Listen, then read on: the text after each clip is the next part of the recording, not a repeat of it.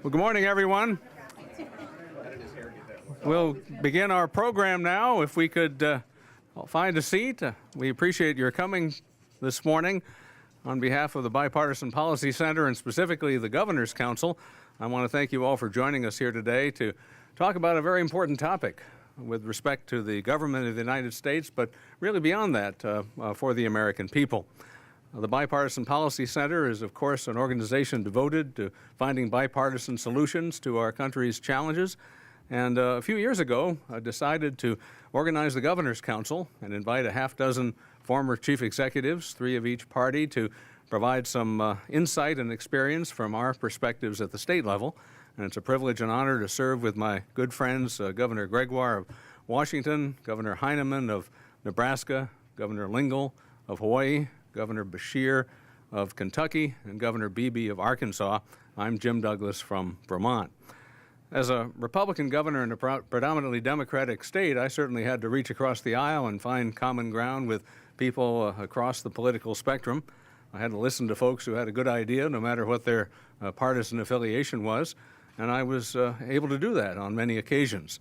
I recall vividly the leader of our state Senate, the head of a veto-proof majority, a gentleman who's now a member of Congress, Peter Welch, and we worked together very well to reform our permitting process, to provide help to our struggling dairy farmers, to reform our educational funding formula, and perhaps most notably in 2006 to pass a health care reform measure that the AARP deemed the most progressive in America, where we reduced our uninsured rate by 25% and ultimately led to Vermont's ranking as the healthiest state in our country. So it can happen, but we're now at a time in our nation's history where not everybody is working that hard to make it happen.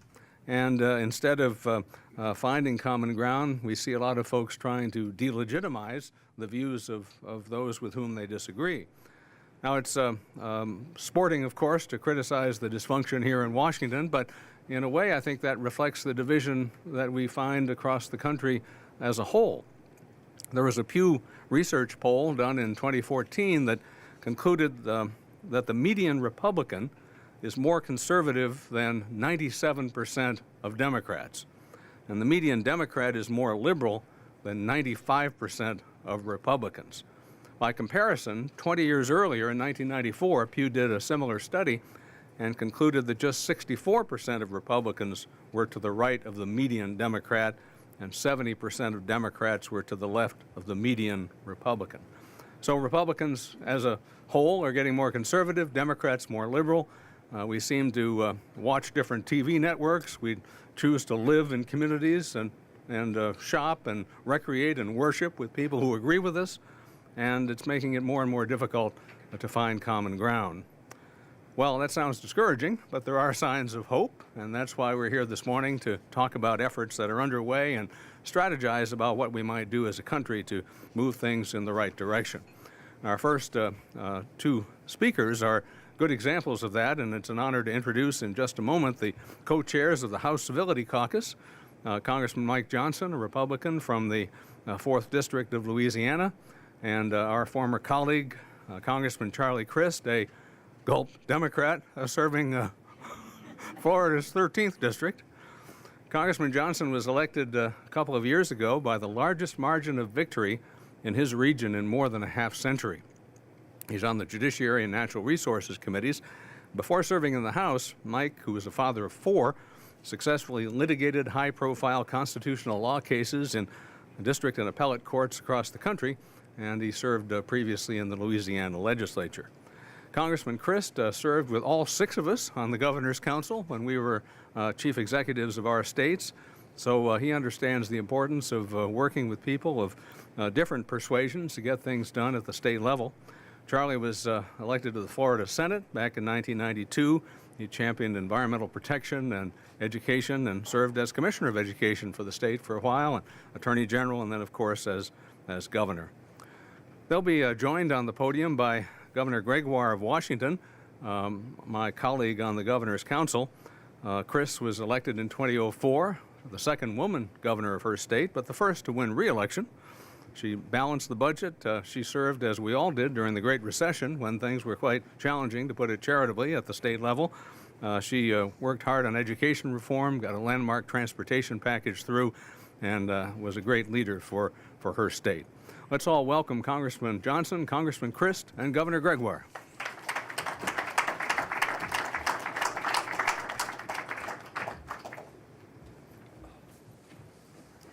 Well, good morning. Morning. And thank you both for joining us. I thought for everybody's interest, we might start with you, Congressman Johnson, and just how the caucus actually began. Yeah, thanks so much. So we had a freshman retreat right after our election last January 2017. And it's become the custom for the new members of Congress to go away to Colonial Williamsburg. They've done it for the last several years. On our train ride there with all of our families and some of our staff and media following along, it was a few days after our oath of office, it began to snow, and we literally got snowed into the hotel, the resort at Colonial Williamsburg. So we saw very little of the surrounding area, but lots of each other.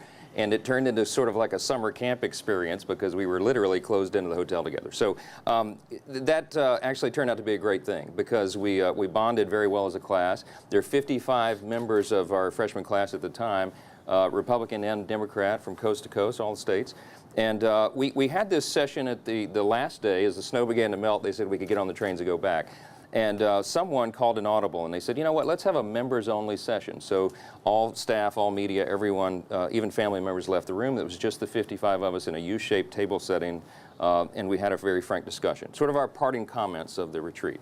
And what struck me and Charlie and the rest of us was that every single member, regardless of their political persuasion, where they were on the political spectrum, virtually everyone said almost the same thing. They said, I'm sick of the tone of politics in our nation and in Washington, and you know what, I really would like to do this differently. When I committed to run for office, I wanted to do this differently. And it struck me that everyone said basically the same thing in their own way, in their own words. So after we got back to our offices, I was compelled to go and write a document. I wanted to summarize this sort of as a contract that we might make with one another. So I drafted this document called the Commitment to Civility. I summarized in one page the sentiments that everyone expressed, and then I sheepishly presented that to all of our classmates. And to my great delight, 53 out of 55 members signed on. Charlie was among the most enthusiastic and helped lead this effort. And that was sort of our freshman class project. So everyone signed this agreement, basic summary of principles that everyone in this room would agree with. Simple stuff, that we treat one another with dignity and respect, that we encourage productive dialogue, that we not view the person on the other side of the table as an enemy, but rather as our fellow colleague, fellow American. Basic, simple stuff, following the golden rule, sort of. After Steve Scalise got shot in the tragedy last summer, the lack of civility in our national politics reached national consciousness. And everyone understood now that it's leading to physical violence. And so some leaders in the House, in leadership, both sides said, why don't you all make that freshman class project Congress-wide? And so we began to do that. So as of, I think last week, we have over 120 signatures on the commitment now. And leaders and luminaries from both sides, from Kevin McCarthy, Majority Leader, to legendary civil rights leader John Lewis, big names, big people who live these values. And we're encouraging this on an individual basis, going person by person. The interesting thing about it is everyone who's signed, these are not the people you see on TV hurling epithets and throwing chairs in committee meetings and that kind of thing. Everyone's acting like an adult. I'm the father of 4 children, as was mentioned in my bio. I teach my children to treat others with dignity and respect. The very least we should demand of our elected officials is the same. So that was the idea behind it. Great, thank you. And Congressman Christ, you've taken it one step further to a national day. Can you talk with us a little bit about that? Yeah, well, I thought it was such a great idea. Why not make a national day, and designated July 12th to be that day, a national day of civility. And, like Mike said, I mean, the idea is not, earth-shattering. It might appear that way in today's political environment, but it's just about common decency and treating each other with respect. And as Mike said, literally following the golden rule. I wear this wristband every day. It was given to me during my campaign in the fall of 2016 by a local physician in St. Petersburg, which is my hometown. And all it says is practice the golden rule every day. Do unto others as you would have done unto you. And these things are not really complicated, as Mike said. It's pretty straightforward. It's very simple, but it's not put into practice enough. And so, we thought mutually, and with our freshman class and now the Congress as a whole, To have over 120 people sign on, that's quite a few out of 435. And I can tell you, as Jim mentioned in the introductory remarks about having been a governor, you have to work across the aisle, as we all know, as governors. And, we in Congress need to do the same thing. I mean, if you really want to get something done, you have to work with people of all different stripes in order to be able to accomplish things. And you have to realize that you have to compromise and be willing to compromise. You all know that. But it's good, I think, to have it actively produced and promoted in the United States Congress. The thing I heard the most as I was campaigning and going door to door in 2016, I heard a lot. I'm a Floridian. I heard a lot about Social Security. I heard a lot about Medicare, a lot about, the environment. But the comment I got most consistently, Christine, was, Charlie, if you win, go up there and work together. Work together for the good of the country and the people of our country, and try to set an example. And that's what we're trying to do. And hopefully we'll have more success as time passes. So, we could all sit back in our respective states and say it's all because of Congress. But we don't buy that, because we have problems with respect to civility back in our own home states. But we have speculated about what happened in Congress. It wasn't this way, a decade ago. So what's the source of it? And we have speculated that in times past, Congress had much more interaction on a personal level. They got to know each other. They became friends. So it really wasn't something they were inclined to do on the floor. But can you folks shed some light on your thinking about why Congress is as it is today in many, not all, but many, not necessarily signing up to the caucus and the pledge to civility? Well, I think that's a big part of it. The way that the schedule is run now, so many of us, still live at home in our districts. I have a wife and 4 children, and so I race back there as quickly as I can as soon as we're done with work. And they tell us that in the old days, that wasn't the case, that most people lived here, and so they fraternized on the weekends, and they got to know one another, and their families got to bond more than we have the opportunity to do that now. And so I think that may be a big part of it. It was part of the impetus for us starting the Honor and Civility Caucus, just that we launched in December, because we want to try to forge those relationships and develop those more, have events that are not political, but that everyone's invited to, and that we come to mutual agreement and understanding. We had an event at Mount Vernon in February, and had a great turnout there, persons across the spectrum, leaders from both sides. Those kinds of things are important because it is about relationship at the end of the day, and I think that is one of the things that's lacking. I couldn't agree more. Socializing is an important part of life, and having the opportunity to visit with one another, dine with each other, and have those sort of informal engagements, I think, is critical to fostering better relationships and trust. And it really comes down to trust. And it's a little challenging because there's 2 sides of the aisle, obviously. Elections are coming up in about 6 months. And so you realize that kind of competitive spirit exists throughout the Congress. But as Mike has said it, forging those friendships with people on the other side of the aisle is incredibly important. The Republicans are in the majority. And so in order to get things accomplished, you must work with the majority party. And I've learned that, and we've had success in doing so. Things may change after November. They may not. Time will tell. But having those relationships already established gives us an open avenue to be successful for the people that we were elected to serve. Those people back in St. Petersburg and Clearwater, they're my boss. I work for them. They pay me. I'm grateful. So do you.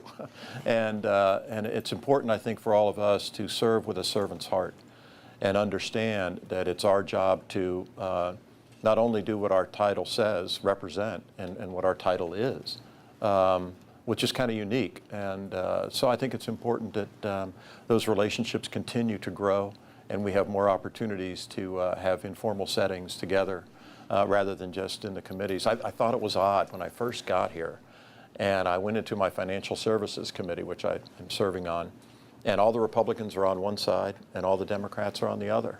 And I thought we had given up segregation a long time ago. And I think it would be healthy for us to mix it up, even in our committee setting. So maybe after the elections, we can work on that too. Governor, a mentor of mine told me one time, it's hard to hate someone if you know the names of their children. So the idea is that you build relationships, which builds understanding, which builds empathy. And you understand that even if someone's arguing the polar opposite position on a matter of policy or a piece of legislation, they're genuinely doing, in almost every case, what they believe to be the right thing for the country. Now, you may think it's completely wrong-headed, but you can never question those motives. And if we get beyond that, then I think it helps build understanding across the aisle. Well said. We've had a debate about what the role of the media is. And we talk a lot about, okay, how do you get your colleagues to take seriously what you're trying to accomplish when, if they say something outrageous, they get the attention through the media and so on and so forth. Thoughts with respect to that? You go first. Sure. Well, Jim said it in the beginning too about, we each watch different networks, and it tends to be the case. For whatever reason, that's kind of evolved, and that's where we are. And the media certainly has a role in all of this. The whole country has a role in this. And, when you watch Fox or MSNBC or CNN or whatever the outlet is that you choose, you'll see different people that'll show up as guests frequently on those particular networks. And the reason they get there is because they say things that are probably a little flamboyant. And it's all about ratings. I mean, let's be candid. And so, it's many of the reasons people go to a football game or go to a NASCAR race. They want to see the hit or they want to see the crash. This is no different, I think, unfortunately. But I can tell you, when I share with people back home what our freshman class has done in having this group that really promotes civility and decency and kindness, they're stunned. And they said, well, I've never heard about that in the media. And I said, yeah, that's right. I know that. And but I want to give them hope. And the notion that there is a freshman class in the United States Congress who believes that being civil is very important. Mm-hmm. And it shocks them, and it makes their heart sing, because all of us are hopeful about the future of this great country. And there's no better place on the planet to live and to grow up and to have a family. And we're the most powerful, richest nation on the face of the earth. And so the idea that, people in this Congress are dedicated to being kind, to being decent, to being civil, should be a hopeful thing. And I think we need more hope and less bluster. Some people perceive civility and the commitment to be civil as a sign of weakness, and it's exactly the opposite, of course. It's easy to take cheap shots. It's much harder to defend your core principles in a civil manner. It's ultimately more productive, however, All of us are fighting for our core principles. We compromise preferences often. We never compromise our core principles, and the people that sent us here would not have us do that. We're fighting every day, but we're trying to be winsome warriors. And at the end of the day, it's the goodness of America that makes us great, as has always been observed through history. We're trying to preserve that. And again, I have to go home and look into the eyes of my 4 children, and I'm responsible for my own actions. I can't control what everybody else does, but I can control my own actions. That's what I teach my children. I should be doing the same thing. By the way, that was always my test. If I go home, will my children be proud of me and what I've said and what I've done? And I wish that was the test for everyone. Before I open up to questions. Yes. It just reminded me, Mike, of a quote from Ronald Reagan when you were talking about kindness. He said, pretty famously, never confuse kindness with weakness. And you're right, it's harder to be kind for some people. Hopefully for a lot of us it comes naturally. That would be good. But it is easy to sort of lash out. And a lot of people in the political world, or a fair amount, understand that appearing on television, appearing on cable stations is an important part of that endeavor, but it really doesn't have to be. And it takes discipline, it takes restraint in order to not feed into that and get carried away in it. Thank you. So I want to open it up to questions, but I want to ask one last question of you folks on behalf of the 6 Govs. And that is, this day is not for us one day. We hope that this will put behind what you're doing and what others around the country would like to see done, that this ought to be how we do business on a regular basis. That I can tell you, going through one of the worst recessions in history, it was all about working together for the good of the state and the good of the country. So we're now at the end of all of this going to talk about what do we do next? How do we help you and how do we help the country understand that civility is really the key to success? What recommendations would you make to us? I had occasion to go back to my home state legislature about a week ago. It's the first time I'd been back since I got elected to Congress.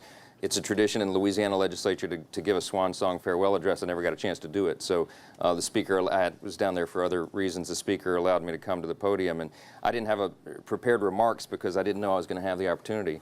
The first thing that came to me was this topic. And so in the Louisiana legislature right now, as in many states, there's a lot of acrimony. It's, bitter partisan divide. And the agenda on both sides is stalled because people seemingly cannot get along and even agree on simple things.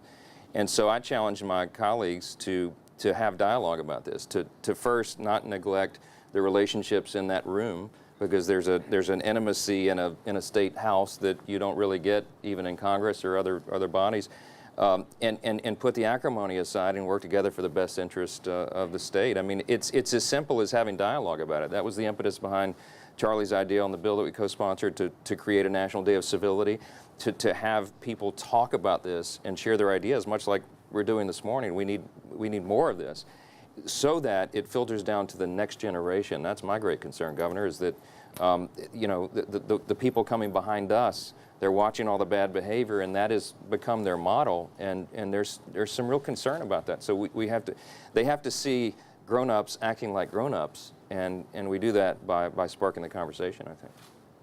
I would agree, and I think maybe this will sound a little corny, but I think each and every one of us, you're all leaders in your community, or you wouldn't be here.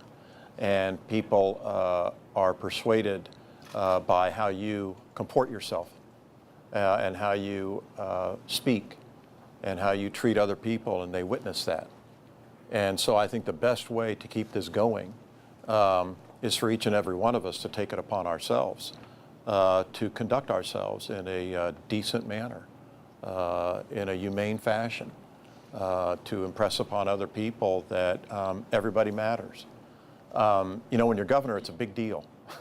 And I can remember while serving as governor of Florida, people would say to me, it's great to have your chief of staff working for you and, your legislative director or whatever. And I said, they don't work for me. I said, they work for the people of Florida. And that's true. I think that little things like that matter, and they make a difference. And when you have a podium as a governor, or as a representative, or as a business leader, or whatever your endeavor might be, a mom, a dad, you have influence, whether you know it or not, and especially our young people. And I'm encouraged to see that you're here. What Mike said is very important, that the next generation being exposed to so much of harsh comments and maybe taught to act that way, need to see the counter. It's always darkest before the light, and it's going to get light. Thank you. So let me open it up to questions from the audience. Please. As both of you, sorry. Hi, my name is Pierce Haley. I'm from Boston, Massachusetts, and I'm here with the School for Ethics and Global Leadership. As both of you have mentioned, it's extremely important for members of Congress and legislators at the state level to engage in civil discourse, practice respect, and work together. But when it comes down to it, Democrats and Republicans have objectively different views on the majority of the issues discussed on the Congress floor. How can our elected representatives work together while also holding true to the promises that they made to their supporters? So my background's in constitutional law, and I'm one of those nerdy guys that reads history. And the idea behind a republic is that you would have very different viewpoints come together coming from different points of view, an arm wrestle over the compromise that is the best public policy for the most people. So it almost presupposes a sort of jousting, because that's what makes us better. Iron sharpens iron, as Scripture says. So the dialogue and the vigorous debate is fine. In fact, I think it's healthy and necessary for a successful republic. The question is, how do we argue, right? We're not saying we shouldn't fight over fight for our principles, but it's how we fight. I'll tell you, one member of our freshman class, who shall remain unnamed, did not sign the commitment to civility, and two didn't sign. But this one in particular, I brought this to this person and said, "Here, add your name," and they said, "No, I don't want to do that." And I said, "Oh, okay, why? Because you're like the only one." And he said, "Because I came here to fight." I said, "Well, okay, so did I. We're not saying we're not going to fight. It's how we fight, right?" So approaching the debate in the right spirit is a big part of this. And if you begin with that common understanding that you're not going to take it personal, it's about the policy, not the person, I think that's the best way to start it. I'll take a little bit of a different approach. Is it Pierce, did you say? I don't think our differences are that great. I think that, who among us doesn't want a clean environment? Who among us does not want a good education for our children? Who among us would wouldn't enjoy lower taxes, rather? So I think a lot of the main goals are very similar.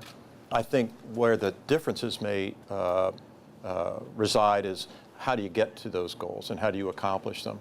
And the methodology may be a little bit different. But I think when you realize that, most Americans are pretty much down the middle. Where you see the fringe, I think, is sometimes in Congress or on cable television. But I think most Americans really hope for the same kind of things in the long run. Safety, a strong national defense. These are not really complicated nor terribly disagreeable goals. And I think once you realize that, then you can have civil discussions about different ways to achieve those goals without having acrimony. And I think that's what we're striving for here. Great question, though. As a governor, I share the view of these two congressmen. And let me just say, you don't get good public policy without robust debate. And that's really what it's about. But in the process of that robust debate, there is absolutely no need to personalize, degrade, and disrespect your colleague who happens to disagree with whatever position you may be taking. So, great question. Thank you. Other questions, y'all? In the back.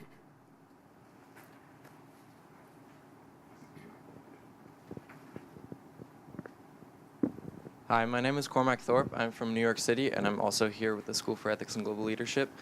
So social media is one of the main ways young people in America, and I guess most Americans at this point, get their news. So how do you suggest people should break out of their bubbles on social media? Because oftentimes you get a lot of the news that maybe social media thinks you want, so you're often surrounded by a lot of the stuff that maybe isn't from the other side. So how do you suggest people break out of their bubbles, and how can you encourage people to do that?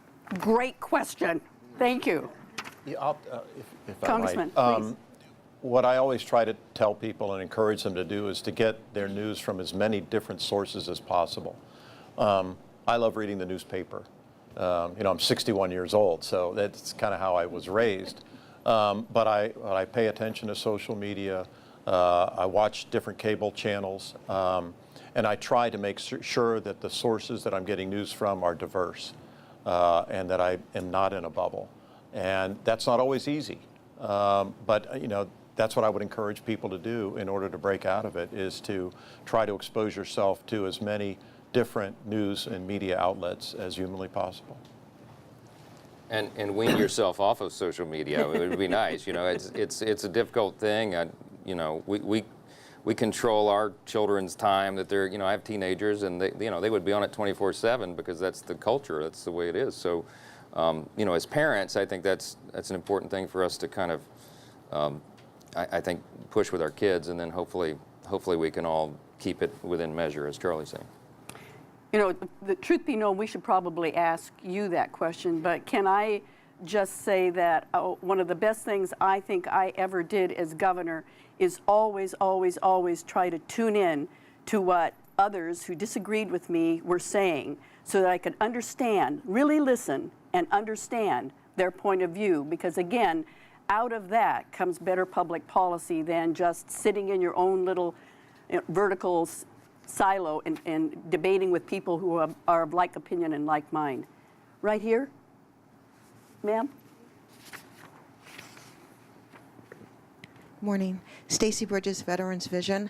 I had two questions. One was, what role does the Fairness Doctrine Act play in the divisiveness of the news that we're seeing now, Republican versus Democrat, conservative versus liberal? Have you ever thought about overturning that rule? Because when it was instated, it was to stop the propaganda that we see today after World War II. And my second question is, what role has Citizens United played in the divisiveness of Republican versus Democrat? Are you guys fighting for your policies, or you're fighting for PAC money?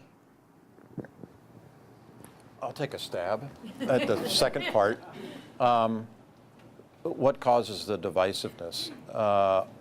Citizens United, I think, has played a role. By having unlimited corporate dollars thrust into the political process. Money comes into it from, whatever the sources may be, but I think that's a particularly distasteful one. I would identify, maybe even more so, the reason for divisiveness in our country to gerrymandering. My state's a good example. In 2015, the Florida Supreme Court declared that the districts in Florida were unconstitutionally gerrymandered in favor, in that case, of the Republican Party, and reconfigured the districts in my state. And it really brought about, I think, more middle-of-the-road candidates like myself that are, sort of down the middle. And, one of the concerns that members of Congress have is being primaried. And so if they're not quite radical enough on the right or the left, there is that concern among a lot of the membership, not all of it, but an awful lot. And I know that the U.S. Supreme Court, you referred to a case, there is a Wisconsin case on gerrymandering before the United States Supreme Court now. And depending on how they rule, could have a profound impact on the issue of how congressional seats are established and set up, and whether they are hard right or hard left, or more so, kind of down the middle type seats, which would create a more down the middle type Congress, I think. I'll just say quickly, there may be a number of contributing factors to the polarization of our politics, and we may all agree or disagree on what those are. And I'm on the conservative end of the spectrum politically, but it's more important at the end of the day, no matter where we are on the spectrum, to be principled. I mentioned I was a constitutional law attorney and litigator in my background, and so I'm a big advocate of free speech. And I don't think that we want to be advocates for censoring and silencing viewpoints that we disagree with. As we tell young audiences often, I spoke at a college last week on this topic, that the price of free speech is that sometimes we have to be exposed to viewpoints that we may disagree with, But that's kind of the beauty of America. It's sort of the beauty of the free marketplace of ideas, and if we begin to sort of blockade the free market, it's not really the free exchange. And so, there's a lot of concern about it, but I think we ought to be very careful about, advocating for censorship, because at the end of the day, I don't think it serves any of our purposes or I think the beauty of what America is all about. Thank you. We've run out of time. I want to thank you both for spending this very valuable time with us this morning. And even more so, thank you on behalf of the Bipartisan Policy Council and the governors for what you're doing on this subject, and for your commitment to public service and to the betterment of our great country. So if you would join me in thanking our two guests. Thank you, guys.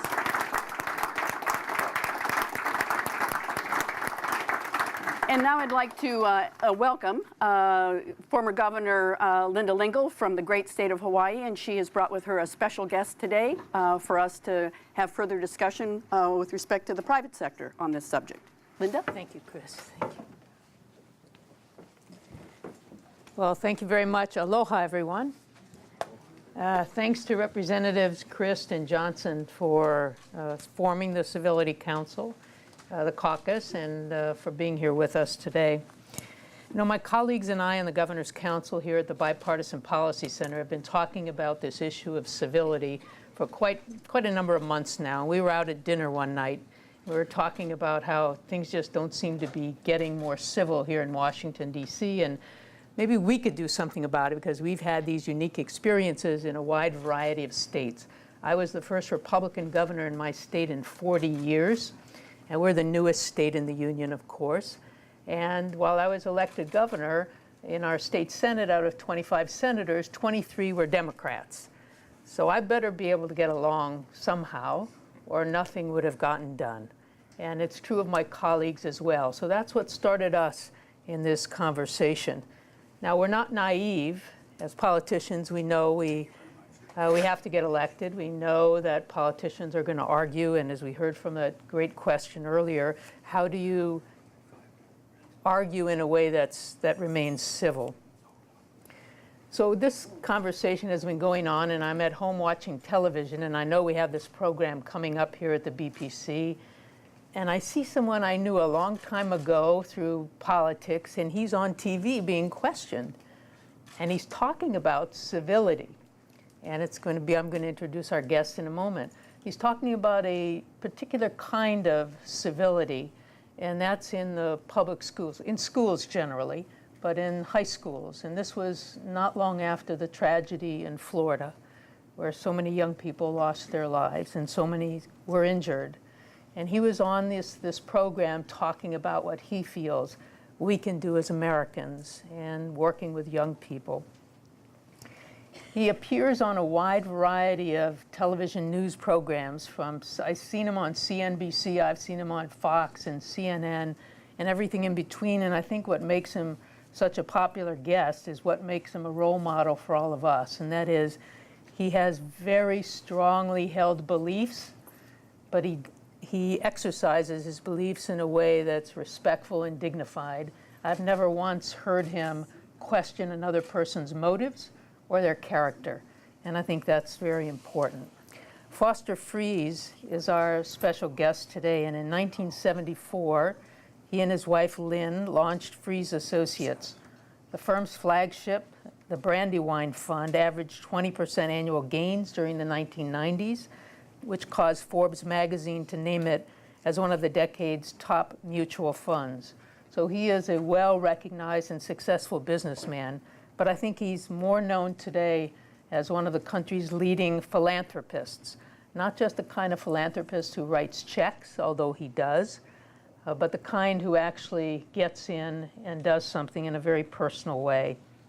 In 1999, the champ himself awarded Foster the Muhammad Ali Humanitarian Award.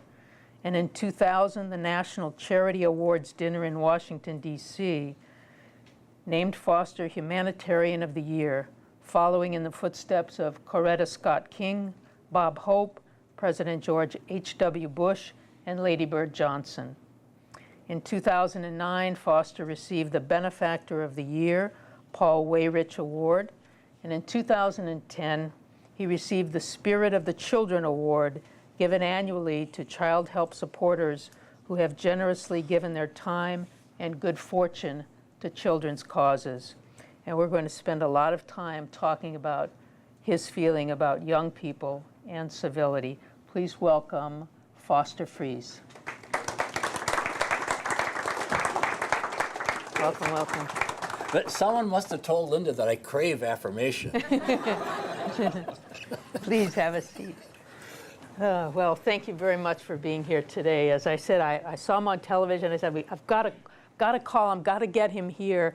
I emailed him. I had some old email address for him, and although he was traveling internationally, he got back right away and committed to come here to the BPC to be here with us today.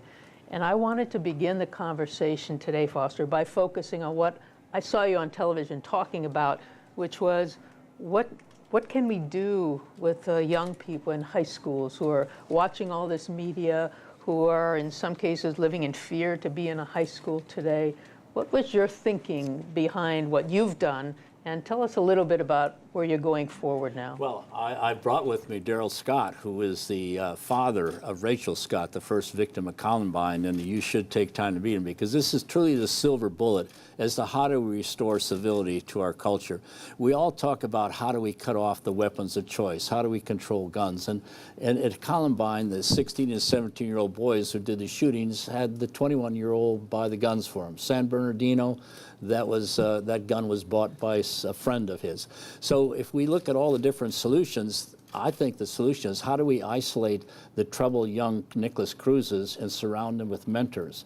So Rachel's Challenge.org goes into school and teaches kids not what they shouldn't do, don't bully, don't use drugs. It teaches them what they can do. And it's to create a chain reaction of kindness and look at other people as to reaching out to them. So Rachel challenges her classmates to go ahead and find the loner, the fellow who is being sometimes ridiculed or bullied, and reach out to him.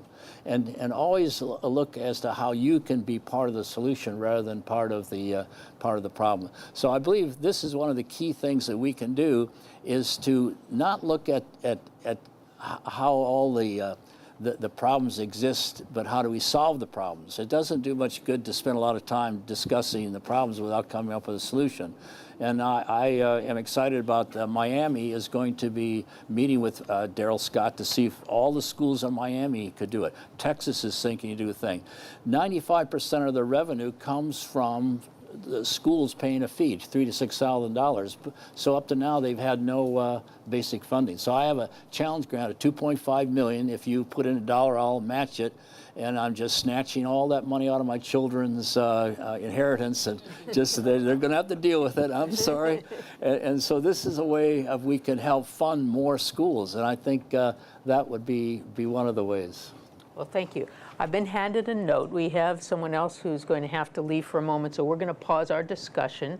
We're going to stay on stage, but it's my pleasure right now to introduce the governor of the state of Colorado, John Hickenlooper, who has agreed to join us today again to talk about these issues. Let me just tell you that John Hickenlooper is a lifetime entrepreneur who ran as a dark horse to become the mayor of Denver in 2003.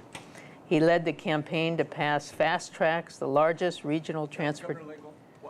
You don't want me to? No, let you finish with Mr. Freeze. I'm going to miss my next appointment anyway. Somehow the schedule. You're more important. Okay, okay. No, why don't you finish what you're doing? I think that there should be Okay. a sequence. Okay. I'll be fine. Okay, thank you. Thank you, Governor. Why are you so civil? Well, you can tell already from Foster's demeanor why he's so popular and why he's such a role model for the rest of us. So the program that he talked about of young people, the governors who are on the council agree. And then during our discussions, we did talk about what Congress can do and what media can do and so on. But we did believe we were seeing too much of it on college campuses today, where people are just questioning each other's character, their motives, when the issues become contentious, rather than just recognizing that sometimes people just disagree with us, and that's okay. And they can be nice people, and we can be nice people, and still we can disagree on the substance It of an blows issue. my mind that Condoleezza Rice was not allowed to speak. I mean, how controversial is Condoleezza Rice? And she's booed off campus. Rick Santorum is a controversial guy, but incredibly civil. And last night, a night before last, he gave a great speech at Berkeley about the people call it the Second Amendment. I don't like the term Second Amendment or right to bear arms. I like it to be phrased the right to preserve our lives and the lives of our family. But that's a controversial issue, but yet it was conducted at Berkeley in a very civil way. Because Rick Santorum is probably one of the most civil people I've ever known. During his lifetime as a politician, you cannot believe the abuse he took. And I remember when he was on the campaign, I was with him in a church in Iowa, and the pastor had the congregation to hear his pitch, and they said, "What's your favorite Bible verse?" He said, "Pray for those that persecute you." And if you think of that, how difficult that is, the scripture ought to never return evil for evil. And Oprah was on the Van Jones show, one of his first shows, and he says, "I get so upset, I turn on that cell phone in the morning, I want to get out, and Oprah said, "Wait a minute, take a different approach. What I do when I wake up in the morning, before I even open my eyes, I say thank you."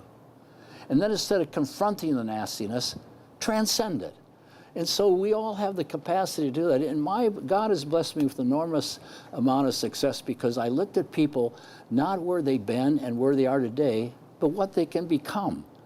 And I think each of us have the capacity to look at people that way and encourage them on what they can become. We're designed to be encouragers, not negative, not nasty. And I feel sorry for some of these people on TV when they're 75 years old in the rocking chair and say, gee, I've made my money and I spent my life denigrating people. That can't be very rewarding. and so I just would encourage you all to think about how can each of us do the Rachel Scott creation of chain reaction of kindness. And on this day that's coming up, maybe we could reissue the coffee challenge. I was just going to ask you to explain the coffee. Have you all heard of the coffee challenge? Well, Foster, explain this. Yeah, well, I was on the Trish Reagan show and Tucker Carlson's show, and so I challenge everybody listening, tell you what, find someone with whom you disagree and go out and have coffee with them and just see if you can become friends. Well, one guy called and says, yeah, I even asked out my mother-in-law. So it was modeled after conversation. Bob Vanderplatz, who's Mr. Evangelical in Iowa, he's the one who anointed Huckabee, he anointed Santorum, he anointed Cruz. And he gets a call from Linda Red Wing, who heads up the gay lesbian group, and she says, I'd like to go out to coffee. Well, they became fast friends over this coffee, and Linda took the initiative to do that. And at the end, they say, look, I didn't change my view on homosexuality, on gay marriage, and Bob didn't either. We have the same exact strongly held positions, but we're friends. And that encouraged me. That can happen all over the world. And on the coffee challenge, one guy said, I had this terrible business deal with someone. It disintegrated. We haven't talked to each other 15 years. I heard your challenge on Tucker Carlson's show, and I went out. We had coffee together, and now we're back. We're pals. So I encourage each of you to think about that. And I'm just so grateful that I get a chance because I absolutely love publicity. I'm a publicity hound. See, so real quick, everybody recognizes I'm rich, successful, generous, funny, brilliant, handsome. No one gives me any credit for how humble I am. And so I'm writing a book. I'll get you all copies entitled America's 10 Most Dynamic Leaders of Today and How I Trained the Other 9.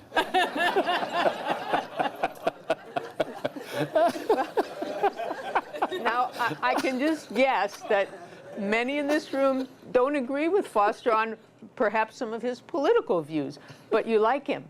He's a nice guy, and I think his point has come across to us today. So I'd like to, if I can, now open it up to questions, because I think for us, we want to hear what you're thinking about this issue and your thoughts about how each person can make a difference in the discourse of the country. Yes.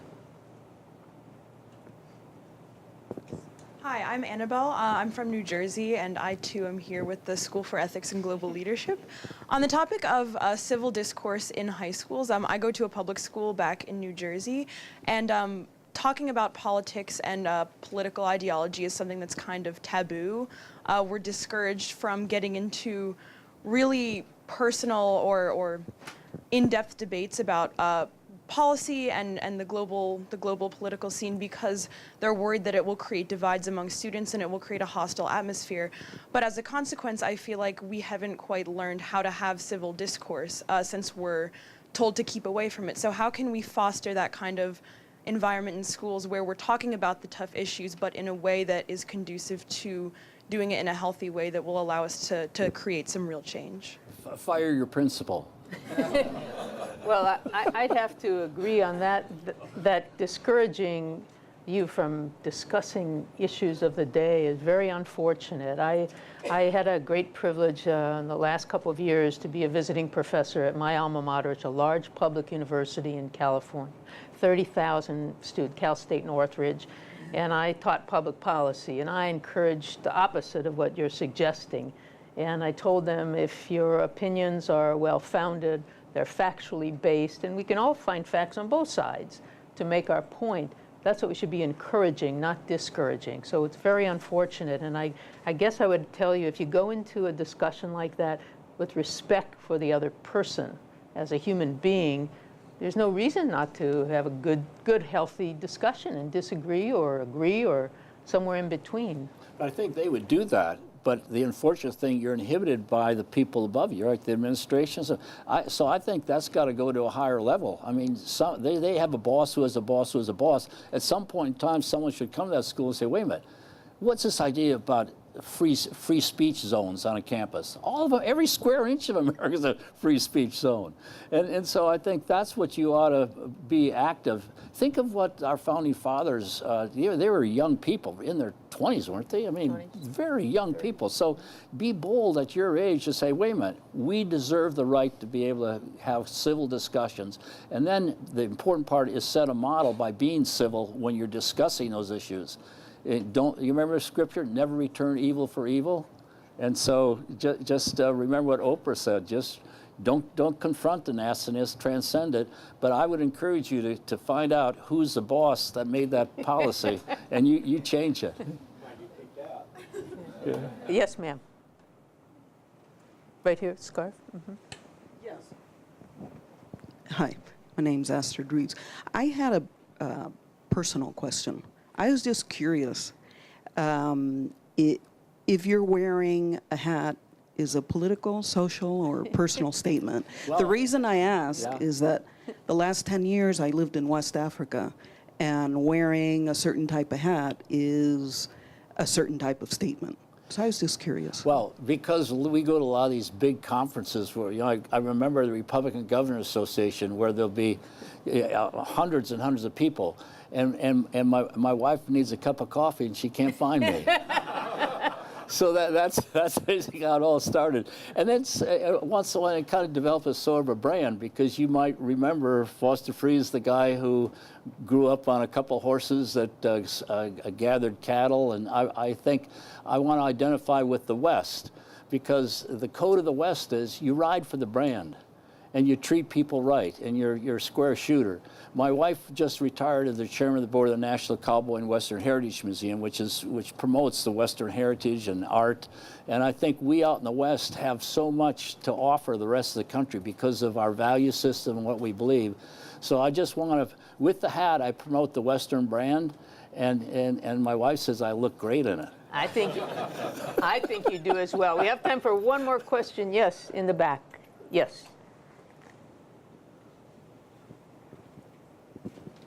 Hi, my name is Tosca Lange, and I am from Dallas, and I am also here with the School for Ethics and Global Leadership.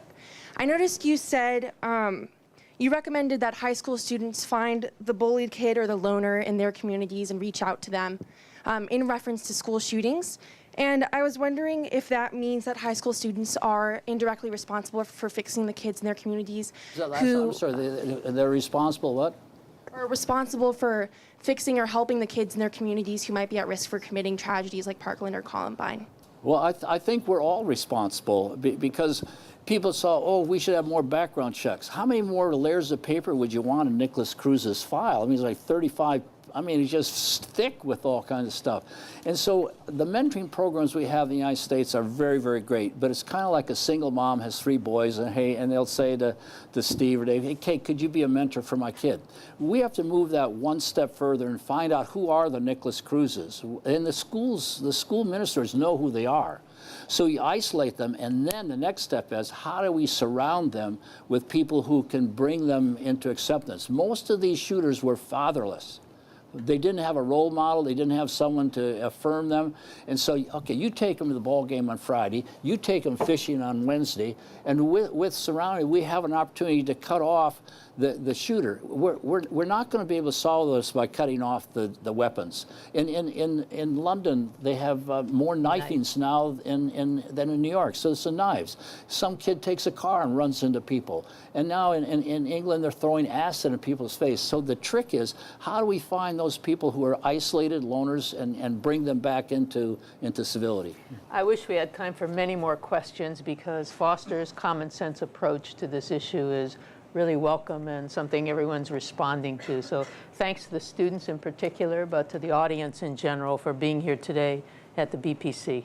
Aloha. Thank you. Thank you. That was beautiful.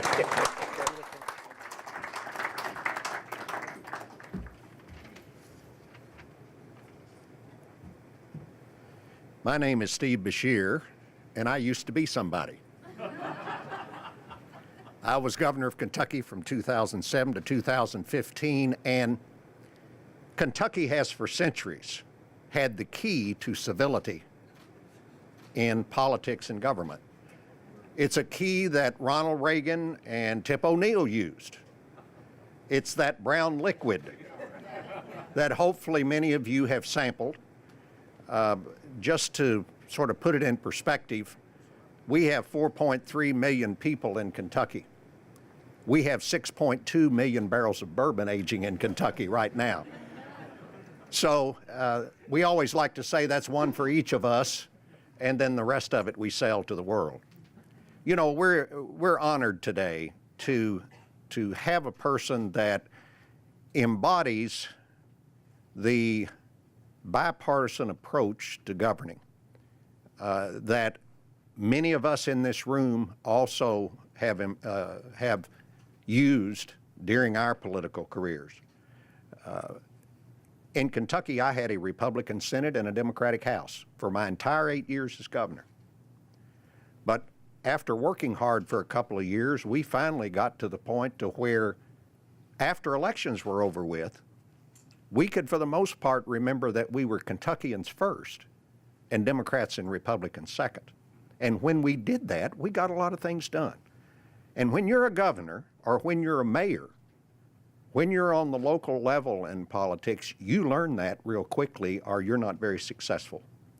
The fellow we're about to hear from was a dark horse candidate for mayor of Denver and actually won the race in 2003 and served for 8 years as mayor. If you don't know how to bring people together when you're a mayor, you won't be mayor very long, because you work with issues that are the most important issues for most people in your area. And John Hickenlooper did just that. And he was so successful as mayor that in 2010, he ran and was elected governor of Colorado. And he is now in his second term, having been reelected in 2014. There's a long list of accomplishments that I'm not going to go through, because I'm sure all of you either know John or have Googled him and know all of the things he's done.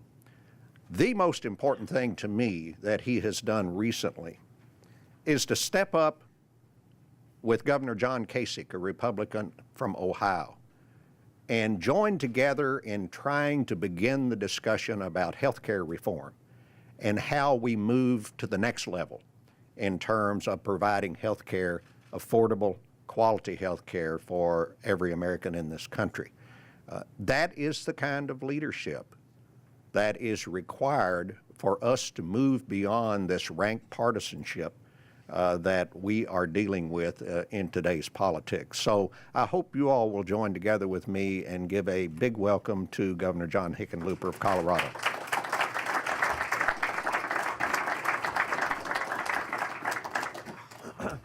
You know, this is a little bit like old home week for me, just because Governor Beshear and Governor Gregoire, all these governors have played such a role in. As I came in as a mayor to become governor, you really do depend on the senior governors from places like Kentucky and Arkansas that really make a difference. Mark Twain famously said that, and I think I can get this quote right, the quickest and most efficient way to become a man of influence and be looked up to in the West is to stand behind a bar, wear a diamond stick pin, and sell whiskey. I ended up selling beer. And I came out as a geologist. The price of oil collapsed. I ended up opening a brew pub. And there's certain lessons. You know, brew pubs are a restaurant that sells beer and brews its own beer. I guess pretty much every restaurant these days sells beer. And that process of opening the brew pub really did illuminate a lot of things that I hadn't really understood. One thing you learn that when people are really upset, you repeat back to them in their own words what they're saying when they're really furious. And it is amazing the soporific effect that can have on people when they're really angry. You say, oh, the soup the waiter didn't even look where he was going, and he dumped it right on your lap. I hear you. And the soup was really hot. It really calms people down. You also learn in the restaurant business that there's no margin in having enemies. No matter how unreasonable that customer is, you're going to go out of your way to make sure they don't leave the restaurant so angry that they'll ruin your reputation over the next 3 months, and you don't find out about it until it's too late. You also recognize the power of loudness. And if you've ever sat and kind of listened to your own voice as you sit in a popular restaurant that's getting crowded, and as more people are talking, you end up talking louder and louder. Towards after about an hour, you're almost shouting at each other just because of the ambient noise. I think that's a big part of what's happening on, as we discussed earlier, with cable television, the cable news. I think that's a challenge for everybody. And I think oftentimes the key is to get people to quiet down and begin that process of listening. And I'm a big believer that you never persuade anybody to change their minds by telling them why they're wrong, or by telling them why you're right, which is usually part of the same process. Usually, again, by listening to them and repeating back to what they're saying, asking them questions to rephrase it, trying to get to where it comes from in them makes a big difference. I'd been governor for about 1.5 years or a couple of years, and I'd had some experience. When I was mayor, I worked with all the suburban mayors to pass a thing called fast tracks, and we got at that time, 34 mayors in Denver, 2/3 of them were Republicans, to support a 0.4 cent sales tax increase to build 122 miles of light rail and commuter rail track. And that, I look back on that now and I say, how the heck did we do that, right? Republicans, that's like being a Republican governor in a state like Vermont. And we also worked on, Denver controls a lot of the water rights, big deal in the West. And I was always struck by how bitter the partisanship was between city and county of Denver politicians, and not just the suburbs, but the rest of the state. And so we made the commitment that water was equally valuable to the rural interests. And we had a real obligation to make sure that, despite the fact that Denver has all the senior water rights, we would do everything to keep that water on agricultural land as much as humanly possible. And that allowed us to, well, I think the first 5 years, we reduced the per capita consumption of water by Denver residents by 20%. All that's partly how I got elected governor. I was the first mayor of Denver to be elected governor of Colorado in 140 years. And that's just a reflection of the bitterness of those divides. When I came in, I'd been governor for a couple of years, and with some of those collaborative experiences, I ran across a guy named Fred Krupp, who's the head of the Environmental Defense Fund, and he gave me a hard time. He was saying, you need to do something about fugitive emissions. You are a large oil and gas state, and the methane is one of the worst climate problems you have. I said, well, I'm not going to take that on because I'm new, and that's the Hatfields and the McCoys. The oil and gas and the environmental community hate each other. And about 2 months later, I'm in my office, and I've got the head of one of the second largest operator, oil and gas company in Colorado, and I just kind of was being a brat. I'd had a bad night the night before, not enough sleep or something. And I just said, at some point we're going to have to sit down and talk about fugitive emissions and methane. And I wasn't really expecting anything. And he looked at me and he goes, well, I'd be willing to do that, and I think the other companies would too, but we're sick of getting railroaded into things that are just beyond the scope of what we're talking about. I said, what? And we spent 20 minutes there. We hammered out ground rules.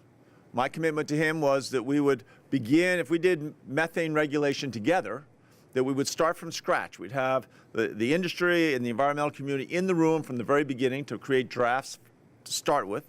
We would make sure that there was no additional red tape and bureaucracy. We would make sure that every dollar spent would actually make the air cleaner. And we'd make sure at the end, both sides got credit.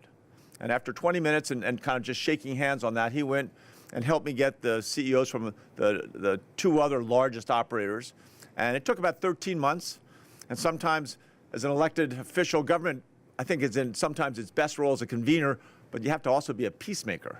So twice I had to go back into the negotiations and convince people to come back into the room and, unruffle the feathers, which is a little more difficult than it looks sometimes.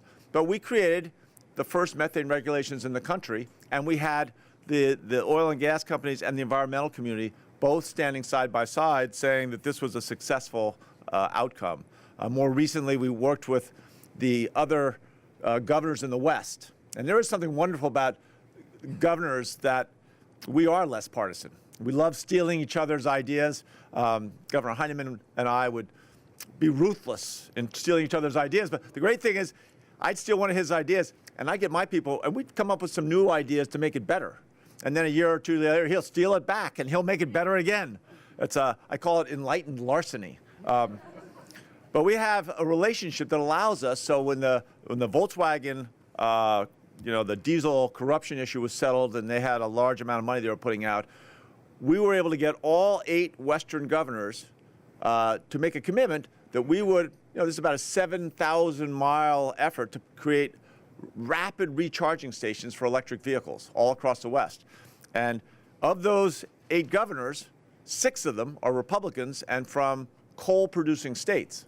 So this notion of really getting a collaborative effort together took a certain amount of constructive conversation. But in the end, what happens is you show how much stronger you are as a unified body.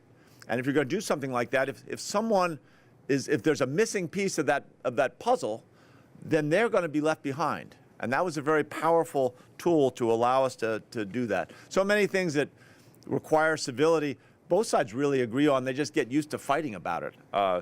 We took on rules and regulations in my first 6 years. We went through about 24,000, every rule and regulation in the state. We either eliminated or dramatically simplified almost half of them. Is that Democrat or Republican? You tell me. I mean, the Republicans are often connected with cutting red tape, but I know Governor Gregoire made a huge effort at that. Almost all governors are constantly working to simplify their rules and regulations. I think that's a major part of it. Also, we tried always to listen to complaints. For a long time, the battle over clean air versus the cost, and coal was a less expensive form of electricity. But some of those arguments begin to change. We're in a little bit of a conflict now because our largest utility in Colorado wants to close a couple of coal plants. And so wind and solar have come down in price so significantly that when they close these coal plants, they're going to actually reduce the monthly utility bills for their customers. So this, of course, this got rolled out, and I said I thought it was a good idea, and was immediately attacked. And it allowed me that rare instance where I could say, now, which part of this do you really dislike the most? Is it the cleaner air or the lower cost? Is that really the problem there? And at a funny point, if you do that in a non-antagonistic way, you can bring the other side over. I think we're going to get that through. Again, it gets back to that no margin in having enemies you learn in the restaurant business. One of my staff wrote up all the different phrasings of the golden rule in different religions around the world. In Buddhism, they say, hurt not others that which pains yourself. Judaism says, thou shalt love thy neighbor as thyself. Hinduism says, one should always treat others as they themselves wish to be treated. The Quran, be just as you would love to have justice. And Christianity, of course, is love one another. It was interesting that my hook there was I wanted to come up and just go into the Cowboys' code of ethics and talk about Ride for the Brand, but that's already been taken now. But it really is another form of that same thing, that we're in this together and that by working together we can get a lot more done. I think people are hungry for it. I think it's an essential part of democracy, and creating that context by which civility can actually occur is something that sometimes it seems impossible, but I think it really is possible. When I first ran for mayor and I was at 4% in the polls, I had to try and keep my young volunteers fired up. And so I carried this tattered clipping from the Denver Post about a professor at the University of Wyoming talking about the importance of using opposites. If you talk about the worst of times, talk about the best of times. Talk about agony, always talk about ecstasy. And at the end, she asked her class, what's the opposite of despair? Kid says, joy. She goes, exactly. Use joy, despair, same sentence, creates power. Then she said, what's the opposite of woe? And the kid way in the back goes, giddy up. And and I think that's a good political story because in many cases the opposite of woe is to giddy up, and sometimes in periods like this where we really are in a hollow and it seems impossible, that the opposite of woe really is to giddy up. And anybody who's managed difficult, bipartisan states, Governor Beebe's here from Arkansas, you know that the opposite of woe is to giddy up. Anyway, thank you.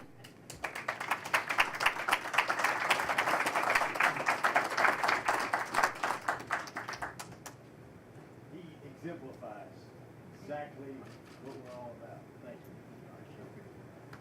All right, let's conclude. I'm Mike Beebe. I'm former governor of Arkansas. I'd like to reiterate our thanks to everybody for being here. Hopefully, we have been able to provide at least some discussion that will trigger some thought, but we've often said all this discussion without any action is really not worthy. So we have to actually implement action. Lest you all think that this whole world's coming to an end and our democracy is in serious trouble based upon the acrimony, based upon the partisanship, based upon the rancor that we all decry, at least we all in this room apparently decry. Let me remind you that it has ever been that way in our country. The election of 1800 actually contained the slanderous statements.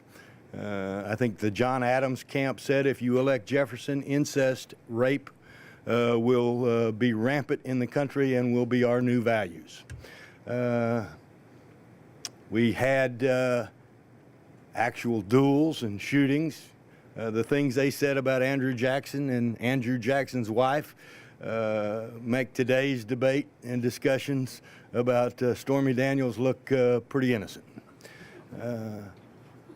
We have withstood those kind of attacks in our political system and by our politicians through better than 2 centuries, and we are still, with all our faults, the greatest country, the greatest democracy that's ever inhabited the earth. The greatest form of self-government that anybody's ever seen is still our form of government. So lest we despair, let's remember we've had over 200 years of experience of being able to overcome. The last president really that didn't get a whole lot of acrimony thrown at him was a guy named George Washington, and I'm not sure we had political parties when he was around. I'm not going to regurgitate all the things that have been said. They've been eloquently stated, and you can take those with you. I think there is one point, though, that Charlie Crist made that I do want to emphasize that's more about the substance of what's been talked about rather than just wrapping this up. There is a specific thing we can do to help start. There's no one answer, there's no one question, there's no one problem to this issue of restoring civility, to creating bipartisanship, to cause folks to work together in a more civil manner. There are myriad reasons why we're here, and you've heard several of them, and potentially myriad solutions, and you've heard several of those.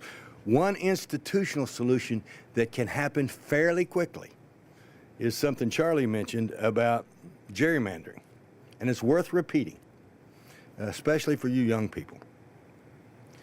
Oftentimes it ends up being the courts, and I'm a lawyer, so I come from that background. I was 20 years state senator and a 4-year attorney general before serving 8 years as governor.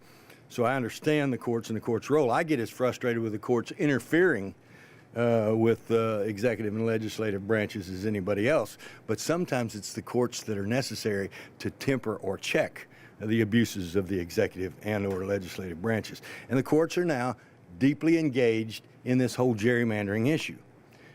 As a former state senator, and many of my colleagues are former legislators, a lot of this is our own fault. We across the country in state legislatures are charged with the responsibility of drawing every 10 years with a census the congressional boundary lines in the U.S. House of Representatives. And we have evolved in that process over this time to create safe red districts and safe blue districts, so that the impetus for your reelection if you're running for Congress, or for your election the first time if you're running for Congress, is to pander to your own side, because we have created a district that's only going to be contested in your own primary.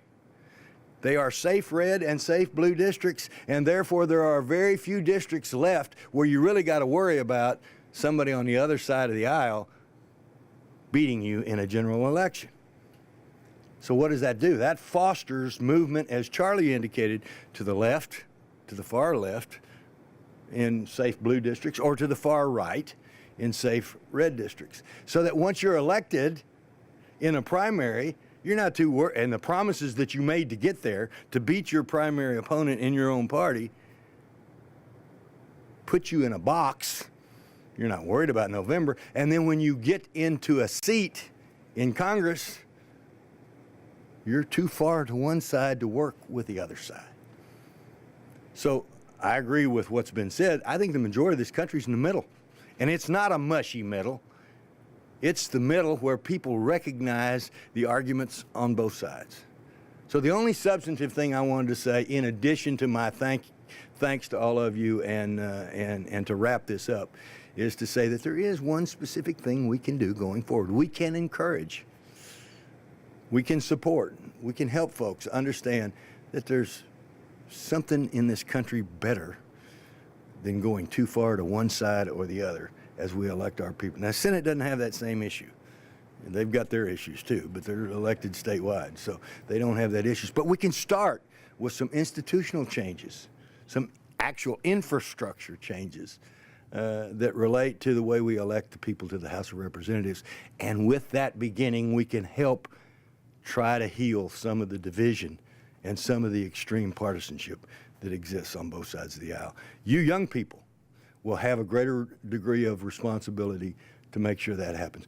They're not going to bother Linda Lingle going forward. They're not going to bother me or Chris or any of my colleagues. You can't really hurt us now. We don't have that many years left anyway. But Jim said, speak for yourself. But it makes a big difference for the rest of you all. And you can lead this country, and you're going to have to lead this country. As Kennedy said, the torch is going to be passed to a new generation. So thank you for being here, and thank you for your attendance. Thanks all of you for being here. Together we can get this done.